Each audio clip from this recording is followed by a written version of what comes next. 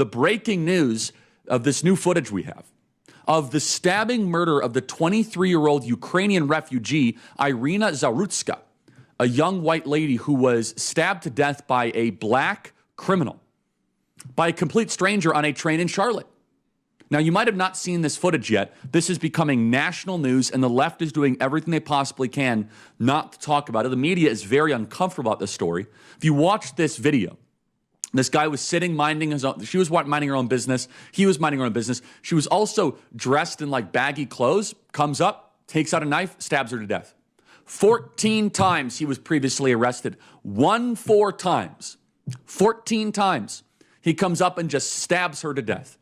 Situations like this are a nearly daily occurrence in our cities. And I'm coming back from 2 nations, Japan and South Korea, that are poorer than us, that are not as populous as us, and their cities are not just safer, they are different planetary realities. As if I went to Saturn and we live on Mars. We do not have to live this way. You can create a society and a culture where you can get on a train or a subway and not be Irina Zarutska and get stabbed to death in the neck because some black criminal decides, I'm just going to go do it. 14 times he was previously arrested. And all of the Koch brother-funded liberal criminal justice BS is the reason why guys like him are still on the streets. 14 times. Let's put this back up on screen. And Irina Zarutska, why did she come to America? She was fleeing violence in Ukraine. It turns out it's more dangerous on subways in Charlotte, North Carolina than a war zone in Ukraine. The Associated Press wrote 0 stories about this over the weekend. PBS, New York Times, NPR, Wall Street Journal, BBC, CNN, Washington Post, Reuters, MSNBC, 0 stories. Now they're finally fixing that, but the stories they're writing, like this repulsive headline from Axios this morning. The gruesome attack of the fatal knife attack in Irina Zarutska on a light car rail in Charlotte has MAGA influencers seeking to elevate the issue of violent urban crime. Oh, this is all about MAGA influencers now? Oh, it's not about the fact that a white Ukrainian refugee was murdered just because she was white. Everybody knows that, obviously. Stabbed to death. And by the way, the other sick part, which has now become the new urban way, everyone just kind of sat around and didn't administer first aid for 90 seconds. Just glued to their phones. We don't have to live this way. She survived a war but couldn't survive progressive criminal justice reform. We should be more like Seoul in Tokyo. The focus of our leaders trying to say, well, we need criminal justice reform.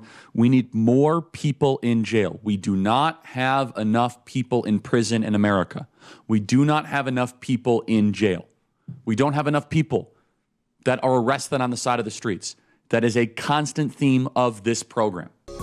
President Trump makes healthcare affordable again. His 2017 executive order expanded access to truly affordable group plans to all Americans. But Democrats and deep staters have done everything in their power to block it. But now there is a free market solution to Obamacare that was created in response to President Trump's executive order, and it's called Ease for Everyone. And it offers affordable healthcare for every budget starting as low as $59.97 a month. You can keep your doctor, never pay a deductible, and access over 400 prescription drugs for free. Call 888-EASE-123. That is 888-327-3123. 888-EASE-123. Visit easeforeveryone.com/Charlie and join today. That's easeforeveryone.com/Charlie.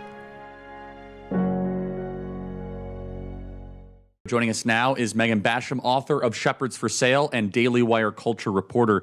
Megan, I'm so glad to have you on here. You live in Charlotte, where the killing of Irina Zarutska occurred, who was an incredible person, a Ukrainian refugee, comes to America and was murdered in cold blood for no reason, a senseless killing. If a random white person simply walked up to and stabbed a nice, law-abiding black person for no reason, it would be an apocalyptically huge national story used to impose national sweeping political changes on the whole country. Instead, Megan Basham, no one seems to care when a white woman gets stabbed to her death. Why is that? Yeah, that was pretty shocking to go, for 2 weeks now, none of our major media outlets have covered her at all, not run one word. They finally started to cover her a little bit this morning, but only because of the massive public shaming, because this video was so very shocking. And what I really want to emphasize here, Charlie, is that this is not a dangerous part of town where Zarutska was killed. It's a very lovely, popular part of town, bustling restaurants, trendy restaurants, boutiques. My family and I go there frequently on the weekend. So this was an area where you will see families on the weekend. She's a young woman, 23 years old, a refugee, getting off work at a pizzeria and gets onto that light rail. So, the initial reaction of our Democrat mayor was appalling. She said that she didn't mention Irina Zarutska at all in her initial statement. Instead, what she called for was compassion for the perpetrator, who she said is suffering from mental illness, just like cancer or heart disease. So we're supposed to have empathy for him as some sort of victim. And she said that we cannot arrest our way to safety, which is, of course, ridiculous. Yes, we can. If we put people behind bars when they're a public threat, we can have safe public streets. But, just to go a little bit more into the weeds on this, I want to let you know that our current governor, who was then Attorney General, his response has also been appalling. So back in 2020, within 2 weeks of George Floyd's murder, he had not only issued public lament. Well, I think at this point we can say it was not a murder, but he issued public lament over George Floyd's death, and instituted a new task force for racial equity in criminal justice system. So he initiated an entire task force for George Floyd's death, but it took him longer to acknowledge Irina Zarutska's death. It took him 2 more days than it did to acknowledge George Floyd, even though this happened in his own state where he is governor. So if you look back at what that task force that he implemented in 2020 did, they specifically called for more lenient pre-release policies, meaning they wanted low bail or no bail for minority offenders. They also called for decriminalizing homelessness and quote unquote public behavior, meaning being a public menace on the streets. So these were the very policies that allowed this perpetrator, DeCarlos Brown, to be on the streets. He did in fact receive pre-trial release back in January on his most recent arrest, because he's been arrested 14 times before, including for grand larceny and breaking and entering and assault with a deadly weapon. And almost every time he has been released and given fines and community service and probation. He has not been behind bars where he belongs. And so these were the direct policies that came out of that racial equity task force. I have so many questions here. So let me just ask a micro question. Has this been talked a lot about in local communities in Charlotte, North Carolina? Are people understanding the racial element here, that a random black guy murdered a white woman? Is it shocking the community? Walk us through what's happening locally here, because I would imagine it should be.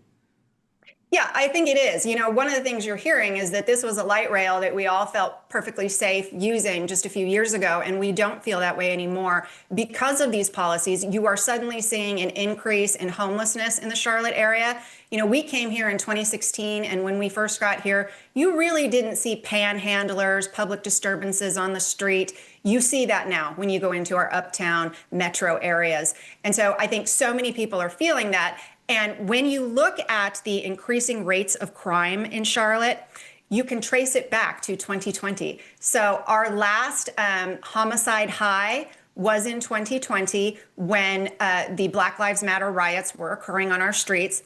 And the second high of homicide rates in Charlotte were now 2024. So we don't have it for 2025 yet, but for 2024, when they were up 25% from the year before, when these racial equity policies started taking effect. So yes, I think people are very much waking up to the fact that, all of these sort of Black Lives Matter, DEI pushed policies are having a direct impact on our safety, because the argument was, for the sake of racial equity, we need to not jail Black offenders. We need to give them fines and probation. And look, Charlie, this guy's mother, DeCarlos Brown's own mother, tried to get him involuntarily committed. She has said he was not safe to be on the streets, and she actually tried to do something because she knew he was a threat. And instead, we have a criminal justice system here that was sold out to social justice instead of actual justice. So now I want to transition to the Christian element here. So you have a great book, Shepherds for Sale. You've also called out all the wokeism stuff. Has Stephen Furtick, whatever his name is, spoken out against this? Because he was really big, Elevation Church, big BLM guy about George Floyd. Has Stephen Furtick, the popular megachurch pastor, has he spoken out against the black criminal who killed a white woman on a bus? Because he's in Charlotte. You know, I haven't specifically checked on what Stephen Furtick has said, but it feels like if he did speak out, that would certainly be something making news in our area. And I have heard nothing about that. In fact, I have heard nothing from many of the weird. That's strange. Yes, from the social justice pastors who are very popular in this area. Derwin Gray is another. I have heard nothing from him. And so you have so many of these church leaders who got on board with Black Lives Matter. They got on board with these DEI policies, and now they have suddenly very much backed away from quote unquote political issues now that we're starting to see the fruit of what these policies have borne. And it is actually the innocent citizens of North Carolina who are bearing the brunt of these policies. Why is it that pastors were so quick to talk about the drug overdose of George Floyd, but they won't talk about this? Well, I think it's pretty obvious why. You know, at that time, there was a desire to curry favor with the progressive wing, to be winsome. And so that's why they really want to appeal to I would say, the elite class of our society. And when they look at the elite class, they see the New York Times, the Atlantic, CNN, and those are the people who they want plaudits and applause from. And so those are the people that they will go out and appeal to. And yet, when you see crimes like this, where this, horrific stabbing of an innocent young woman who came here from a war-torn country, and it actually turns out she probably would have been safer in her war-torn country than in a large American city, they go very, very quiet because that is not appealing to that particular urban upper class professional that they want to appeal to. So suddenly, we had so much politics from these people prior to Donald Trump's election in 2025, and now we hear nothing from them. Now it's let's not politicize the pulpit, even though, this is a moment for pastors to speak into because you have a community that is hurting, that is scared, and they want to know, what are some of the answers to this kind of pain. And look, the Bible does have answers about justice. If a man like this had been incarcerated and punished as he should have been when he initially broke into people's houses, when he committed armed robbery, when he committed assault with a deadly weapon, then he wouldn't have been on the streets to commit these crimes. But they don't talk about those elements of biblical wisdom that tell us that the government exists to terrorize the unrighteous and the wicked, not to ensure that the innocent can be terrorized. And that's exactly what's happened in this situation. So, Megan, you wrote this amazing book, Shepherds for Sale, all about how our pastors are selling themselves out to the highest bidder.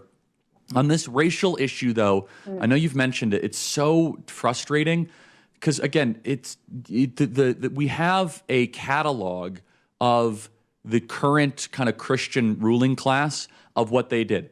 Carl Lentz, who's obviously been disgraced. George Floyd should be alive. It's not acceptable to kill him, blah, blah, blah. Stephen Furtick. This is what Stephen Furtick said. He said, quote, he said, if you only post a simple prayer emoji and scroll on, we need to challenge the system and sickness that created and enabled the death of George Floyd. I am part of the problem, is what Stephen Furtick said. I mean, I could go through the list of just the nauseating Christian leaders, and what is it getting better, and how do we call out this from some of our Christian authorities? I don't know if I would say it's getting better. I haven't seen any of this leadership come out and say, you know what, we were wrong. And they were wrong because what they did was accept false narratives that we had a policing system in our country that disfavored Black Americans. And that's simply not true. The data does not show that. And so they were backers Correct. Of policies that have now made us more unsafe and have led to incidents like the death of Irina Zarutska. And so what I have found mostly is that no one's really coming out and repenting of that. They're just trying to sweep it all under the rug and pretend like it never happened. I mean, look, I want to be clear. The president of the largest Protestant denomination in the U.S., the Southern Baptist Convention, told Southern Baptists that they needed to use the phrase Black Lives Matter, that they needed to lend that support to a Marxist organization that was trying to dismantle police systems. So there has been, a real cost to that. They were out marching with these people. And now we see what that ideology and that policy has brought. I mean, we can see it in Chicago. We can see it in D.C. prior to a couple of weeks ago. And we see it even in previously very safe cities like Charlotte, where the homicide rate has exploded. So as we look at this, it's really frustrating to me to see some of these pastors trying to pretend like they weren't a part of that. In fact, what you're kind of seeing them do now is reposition themselves, and they're using more conservative language. I have seen that. I can give you the example of someone like that as former SBC president, Pastor J.D. Greer, who pastors a large church here in North Carolina. He was very much a part of backing social justice and Black Lives Matter. And now he's suddenly using more conservative language, but he's not acknowledging the part that he played in that. And that's what I'm seeing again and again, is that, I think they know that there's egg on their face. But because of that, what they're doing is just trying to, they're calling it the Great Rehab Tour. They're all going on their Great Rehab Tours to sort of pretend like, hey, we weren't a part of that. And you will not hear them talk about Black Lives Matter or social justice anymore, even though they were so instrumental in promoting that movement back in 2020. I think you're right. And it shows that we've made a lot of progress, but we still have yet a lot of work to do. And so the Christian world, I know, is becoming more center-right. It's becoming better on this. Look, not every pastor has to comment on every issue. The reason why Stephen Furtick is necessary is that it's happened in his hometown. Right. And so he felt necessary to call out George Floyd in the streets of Minneapolis, but something that happened in his own city. And that is inescapably biblical. It says that your city matters, your nation matters, your hometown matters, and the welfare of such. Final thoughts, Megan Basham, author of Shepherds for Sale. Well, yeah, and I really want to point out that when they did that, it didn't have no impact. They gave aid and comfort to a deceitful, destructive movement. And so those policies that came out of that deceitful, destructive movement are exactly what are making our cities unsafe right now. And that is why we are seeing things like young women being murdered on a light rail train just when they're trying to get off work and go about their business, because we dishonestly bought into something that was simply popular at the time. And that compromise comes with costs, and we're seeing that now. Irina Zarutska would be alive. 14 times this guy was arrested. Felony larceny, aggravated assault with a weapon. Megan Basham. Email us as always, freedom@charliekirk.com, and subscribe to our podcast. That is the Charlie Kirk Show podcast page. Alex Marlow is with us. Alex Marlow is the editor-in-chief of Breitbart News, Breitbart.com. Alex, great to see you. The terrible news of Irina Zarutska getting stabbed in the neck and the silence from the media. I mean, you've done a great job of covering the media throughout the years. This was an intentional cover-up campaign by not covering this at all from the major media networks. Yet George Floyd dies. Everyone covers this relentlessly, tens of thousands of articles a day. Alex Marlow, your thoughts? Yeah, Charlie, you couldn't have scripted this. I mean, it felt like this story was out of 15 years ago or something, that the media wasn't covering it after all of this purported hand-wringing that's been going on, that they've been really looking themselves in the mirror, see where they've gone wrong, why the media is the least trusted industry of any industry in America. And then they have the easiest opportunity ever to get a little bit of credibility just by writing up the biggest story in America. And they won't even write it. They won't put one column inch into it in the New York Times and the Washington Post. Completely ridiculous, but it's something that we all could have seen coming. And it just shows you what we discussed on your show like 5 days ago, Charlie. This is shaping up to be a law and order election. The next election, as of now, it's a long ways off. Law and order is the number one topic. And you could see a guy been arrested 14 times, a Ukrainian refugee out of nowhere. There's no context for it at all. There's no provocation at all. There's video of it. This is the nightmare for the left so long as we get the word out. And that's why the media covered it up.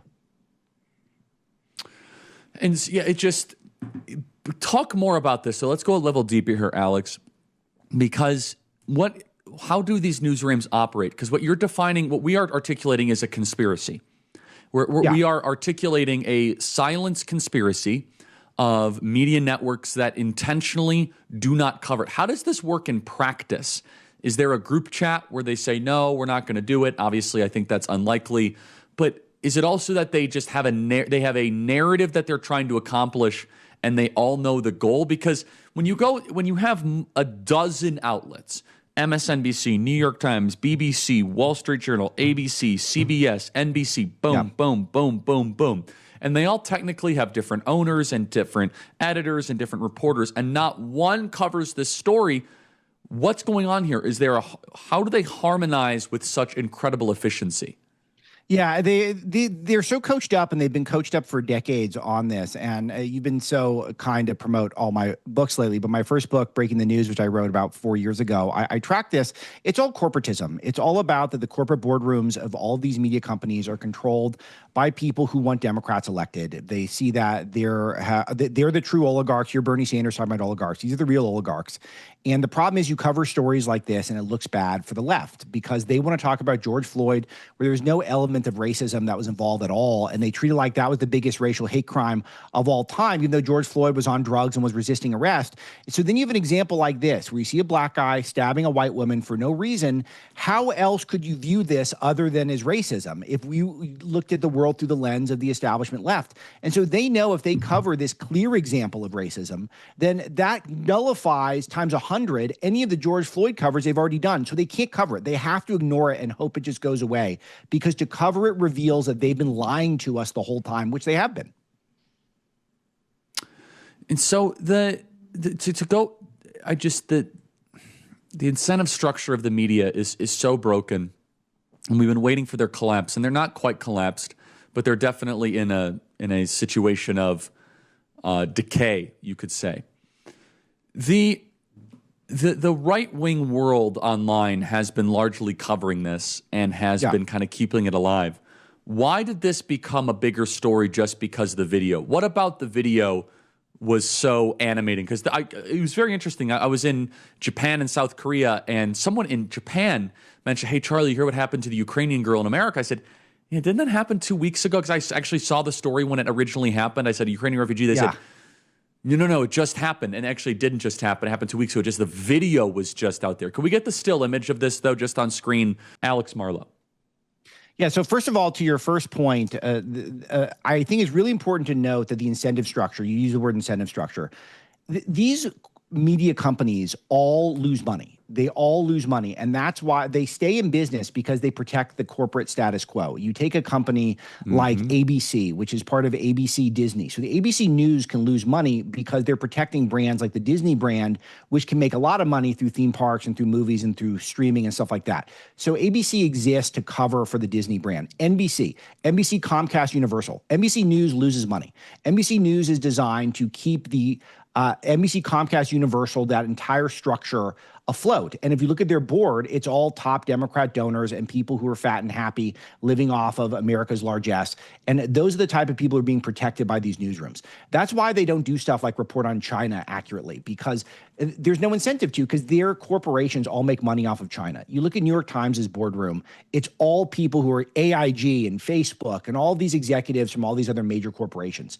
And once you see that, then you understand what they're choosing to cover and what they're not choosing to cover. So, but to your point about the video shows the innocence of it. This is public transportation, small white blonde girl, and a black guy who's in a rage out of nowhere, no provocation at all, no interaction at all. The clear nature of, I'm seeing this person, I'm taking out all of the rage I've ever had in my life on her like that. And that it's unequivocal because of the video evidence. There's no way to spin it. There's no way to act like there's any sort of a justification or explanation for it. And that does make it all the more powerful. Vivek, this attack in North Carolina was obviously preventable. There's a racial component to this as well, which is a black criminal which assaults and stabs a white woman to death, and the media wouldn't be bothered. When George Floyd on the side of the street in Minneapolis, everyone decided this was the most important thing since Pearl Harbor. Vivek Ramaswamy, you're running for governor of Ohio. What are your thoughts of this situation and more broadly the crime issue in America? Yeah, look, I mean, what happened in Charlotte's unconscionable, but at the same time, we wouldn't be talking about it here if it were just a one-off. This is part of a national pattern. You look at my hometown of Cincinnati, look at the incidents of just a few weeks ago, which share some of the same dimensions you just described, Charlie. You look at what's happening in places like New York City, where I am with Senator Scott today, to L.A. This is something that represents a broader breakdown of respect for the rule of law in the country.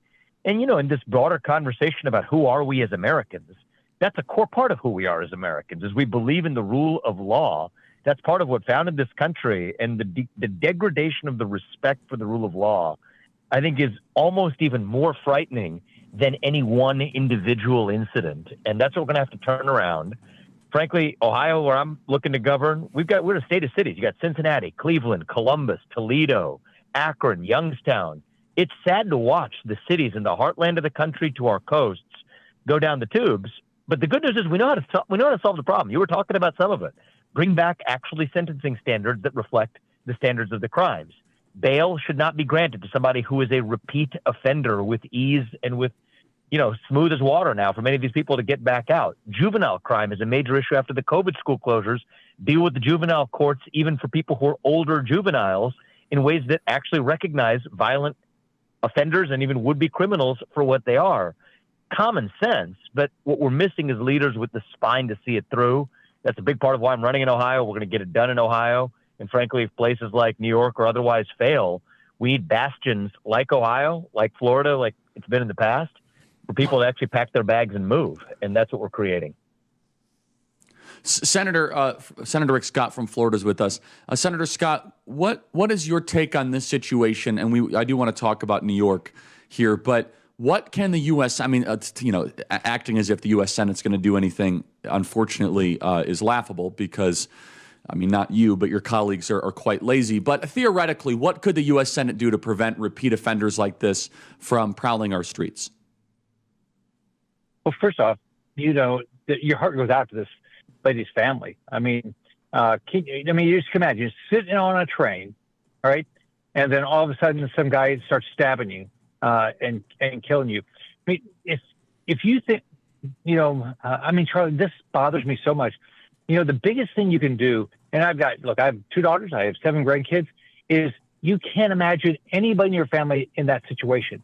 So what we've got to do at every level of government, whatever we can do at the federal level, whatever we can do at the state level, whatever we can do at the local level, we have to enforce our laws. We've got to put criminals in prison. They need to serve their entire sentence, right? We cannot be soft on crime. I want my family to be safe. I want your family to be safe and the next family to be safe. So what can the Senate do is for federal crimes, right? For federal crimes, make sure the sentences are stiff and people serve their time.